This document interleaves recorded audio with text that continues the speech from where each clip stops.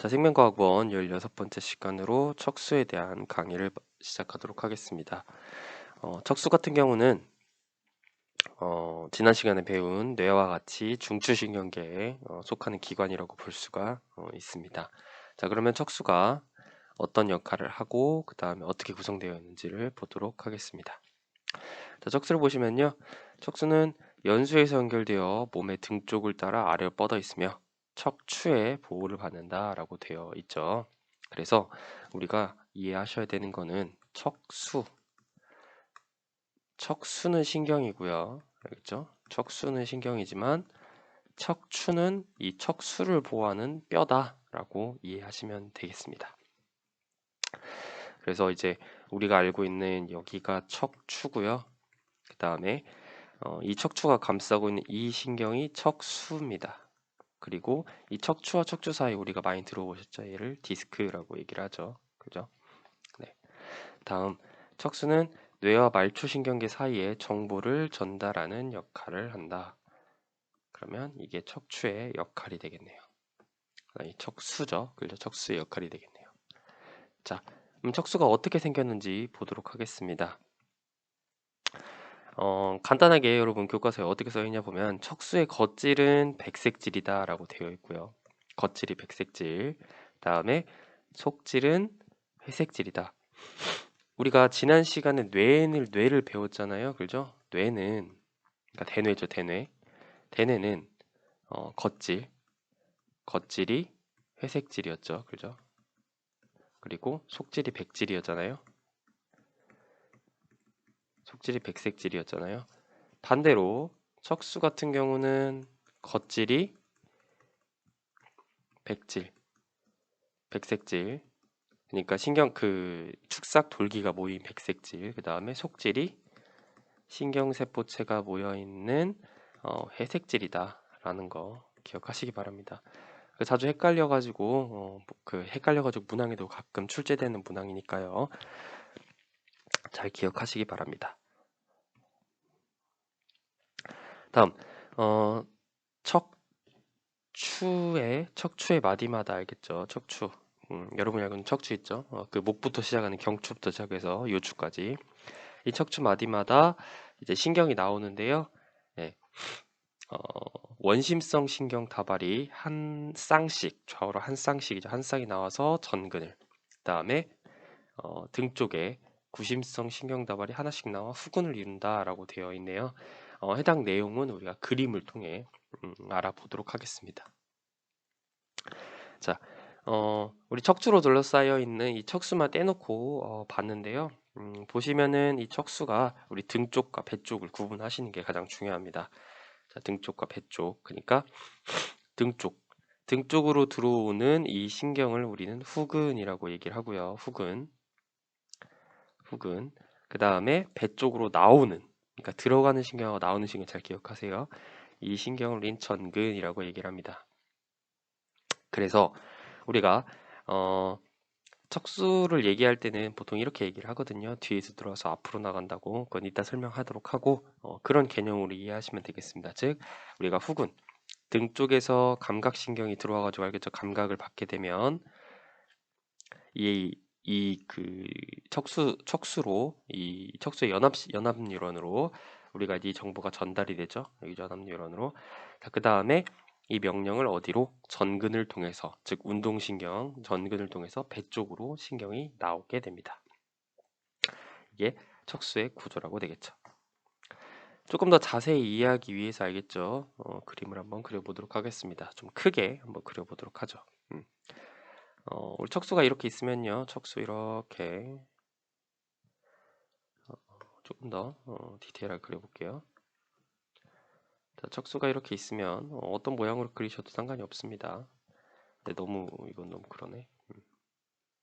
자, 이렇게.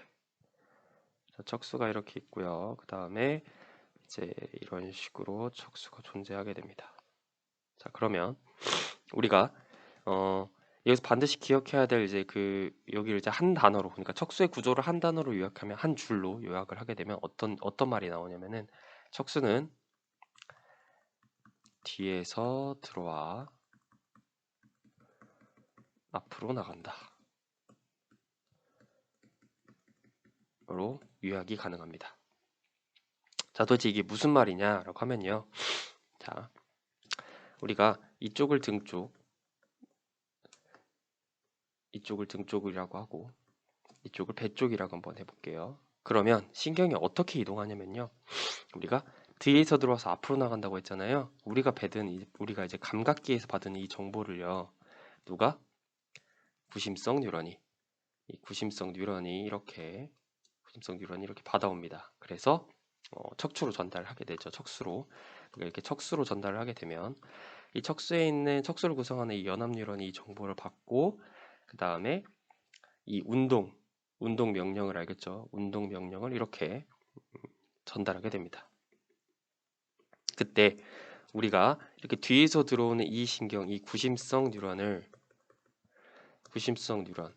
그러니까 여기는 대표적으로 감각 뉴런이 있겠죠, 그죠? 이 감각 뉴런, 얘네들을 우리는 이렇게 뒤에서 들어오는 이 구심성 뉴런 다발, 그러니까 흔히 감각 신경이라고 얘기를 하죠. 뉴런 다발을 신경이라고 하니까 이 신경을 우리는 후근이라고 얘기를 하고, 그다음에 뒤에서 들어온 이 감각에 대한 정보를 종합해서 명령을 받고 알겠죠. 반응기로 이 신호를 전달하는 역할, 우리는 원심성 뉴런이라고 하죠. 혹은 원심성 신경. 네, 대표적으로 운동 뉴런이 있겠죠, 그죠? 이 운동 뉴런을 우리는 전근이라고 얘기를 합니다. 그러니까 뒤에서 들어와서 앞으로 나간다라는 말은 우리가 이 후근과 전근의 개념을 설명하는 거예요. 근데 우리 몸에서 이제 등 쪽을 뒤라고 하고 배 쪽을 앞이라고 하잖아요. 그래서 우리가 간단하게 뒤에서 들어와서 앞으로 나간다 라는 식으로 여러분이 이해하시면 되겠습니다. 물론 이 척수, 그러니까 이 중추신경계를 구성하는 이 뉴런은 연합 뉴런이 되겠죠. 그리고 우리가 척수는 우리가 그 대뇌랑 반대라고 했죠. 겉질이 백색질, 그다음에 속질이 회색질이라고 했잖아요. 근데 우리가 알고 있는 이 백색질과 회색질의 개념은 그냥 그림으로도 이해할 수가 있습니다. 무슨 말이냐? 회색질은 뭐가 모여 있냐면 신경세포체가 모여 있잖아요. 그 다음에 백색질은 우리가 축삭이 모여 있는 곳이잖아요. 축삭돌기가. 그러니까 이 가운데에 우리가 이렇게 신경세포체들이 모여 있는 걸 볼 수 있듯이 척수는 속질이 회색질이고 그 다음에 겉질이 백색질이구나 라는 걸 여러분이 이해하시면 이 척수의 개념을 여러분이 쉽게 이해할 수가 있을 겁니다.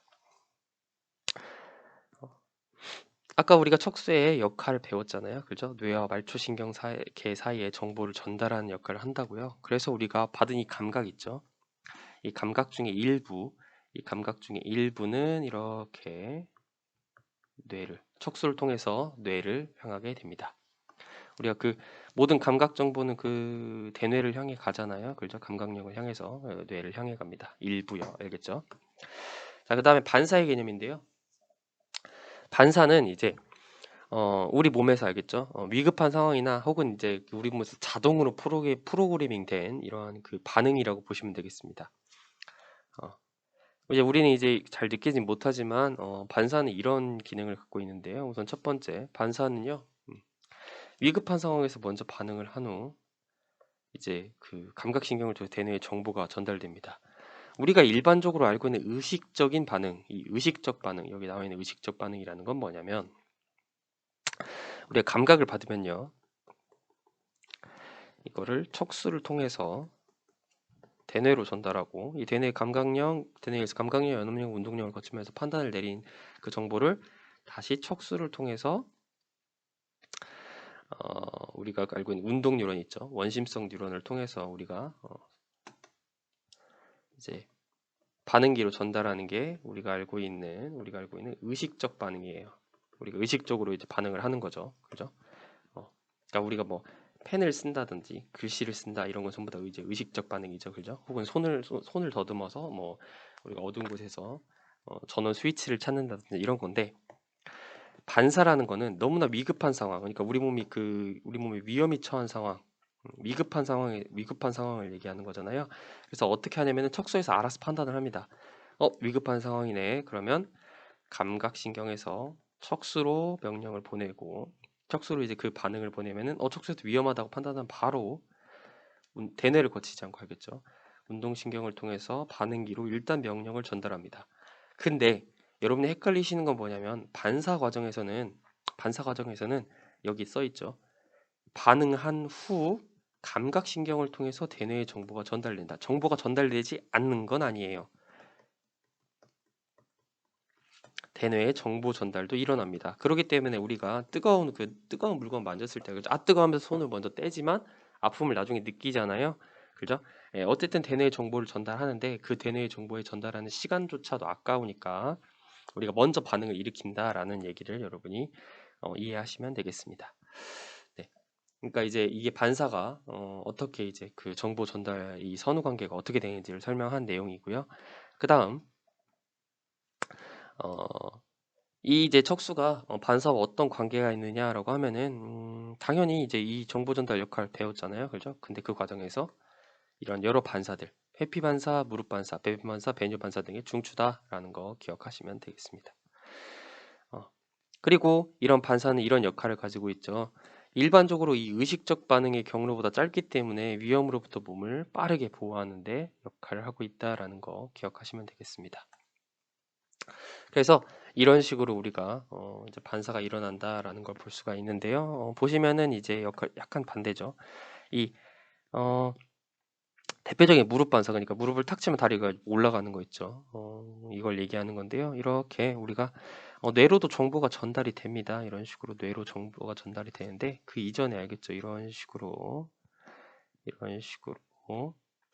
그러니까 이런 식으로 해서 우리가 명령이 전달되는 거죠. 바로 뇌를 거치지 않고 알겠죠. 일반적으로라면 이렇게 정보가 전달됐다가 뇌로 갔다가 척수로 갔다가 다시 운동 명령을 전달해야 되는 건데 이런 식으로 돌아간다라는 얘기죠. 그죠? 그러니까 감각, 운동, 척수, 뇌, 척수 이런 식으로 가야 되는데 알겠죠? 네. 그 순서가 이제 이게 빠르게 반응할 수 있구나라는 거 기억하시면 되겠습니다. 해당 그림은 단순하지만 모의고사 빈출문항입니다. 모의고사에서 굉장히 자주 나오는 그림 중에 하나입니다. 모의고사에서. 네, 이거 잘 기억하시고요. 네, 여기서 포인트라고 생각하시면은 우리 척수에서 우리가 들고 있는 후근 있죠. 후근은 감각신경이기 때문에 이 모양 자체를 보고 여러분이 판단하시는 게 굉장히 중요합니다. 여기도 마찬가지로 이렇게 우리가 감각신경이라고 하면은 우리가 축삭돌기 가운데에 우리가 신경세포체가 있는 걸 알 수 있죠. 아, 이걸 보고 뭐예요? 아, 여기가 후근이고 여기가 전근이구나 라는 걸 여러분이 판단하는 것도 매우 중요한 부분이 되겠습니다. 그래서 우리가 이렇게 반사가 일어나는 이 과정, 그러니까 여기서부터 우리가 뇌를 거치지 않고 반사가 일어나는 이 과정 있죠. 이 경로, 이 반사의 경로를 우리는 반사궁이라고 얘기를 합니다. 그러니까 반사의 경로라고 볼 수 있죠. 이렇게 이해하시면 되겠습니다. 네, 여기까지가 우리가 척수에 대한 내용입니다. 척수에 대한 내용 자체는 그렇게 엄청나게 많은 내용은 아니지만 우리가 척수의 구조 굉장히 자주 나오는 문항 중에 하나고요. 그 다음에 반사. 이 반사가 의식적과 의식적 반응과 뭐가 다른지도 여러분이 이해하시고 그 다음에 이 반사 과정에서 일어나는 이 그림 굉장히 많이 나오는 그림이니까 여러분이 잘 이해하시면 좋겠습니다. 네, 이것으로 척수에 대한 강의를 마치도록 하겠습니다.